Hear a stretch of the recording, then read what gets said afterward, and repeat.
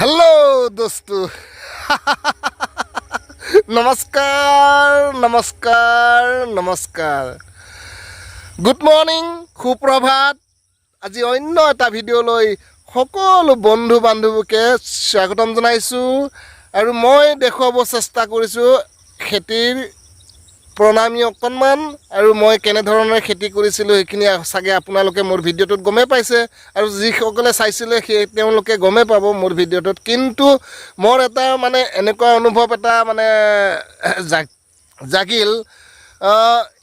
মানে পথাৰত খুব কমে আহিব পালো আৰু পথাৰত মানে সাৰ বা পানী ঠিক মানে সঠিক সময়ত দিব নোৱাৰিলো তথাপিও যিয়ে নহওক মা লক্ষ্মী যেতিয়া আগমন হয় আৰু মা লক্ষ্মী যেতিয়া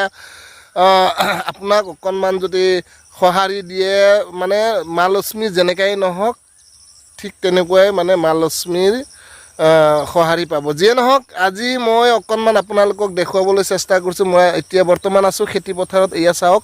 মই খুব সুন্দৰকৈ দেখুৱাব চেষ্টা কৰিছোঁ মোৰ নিজৰ খেতি পথাৰত আছোঁ আৰু খেতি পথাৰত থাকি মই আপোনালোকক অকণমান দেখুৱাই সৌখিদিনা মই ট্ৰেক্টৰেৰে হাল মাৰাইছিলোঁ আৰু ৰোৱনীৰে ধান লগাইছিলোঁ ৰুইছিলে আৰু এতিয়া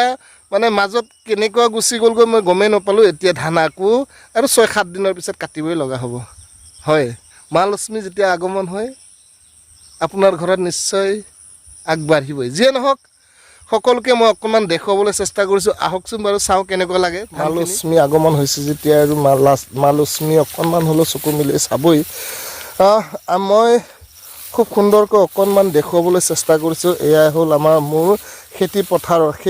সিদিনা মই খুব ধুনীয়াৰে মানে ট্ৰেক্টৰেৰে হাল মাৰাইছিলোঁ আৰু ৰোৱনীৰে ধান লগাইছিলোঁ আৰু কঠীয়া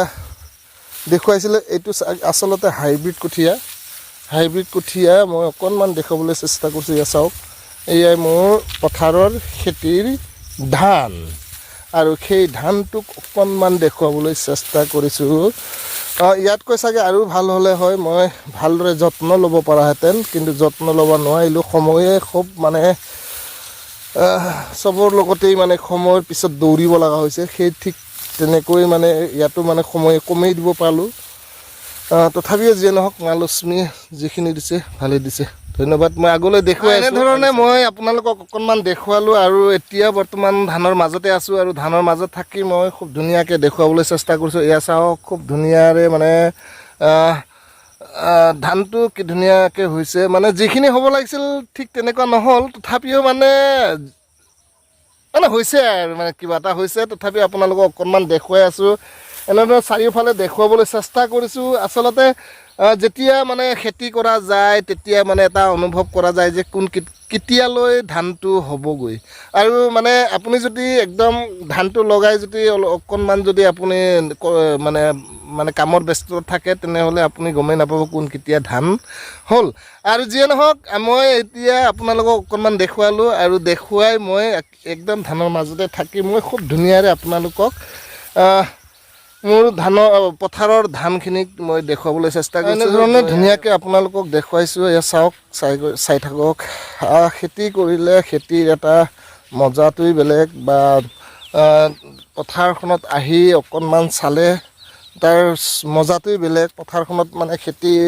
খেতিৰ পৰিৱেশ যদি আপুনি চাব মন যায় বা আপুনি খেতিৰ সোৱাদ ল'ব মন যায় একবাৰ পথাৰত আহক আৰু পথাৰত আহি ধুনীয়াকৈ আজিকালিতো গৰু হাল নাই ট্ৰেক্টৰ লগাওক ৰোৱনী লগাওক কঠীয়া পাৰক আৰু ধুনীয়াকৈ আপোনালোকে খেতিৰ মানে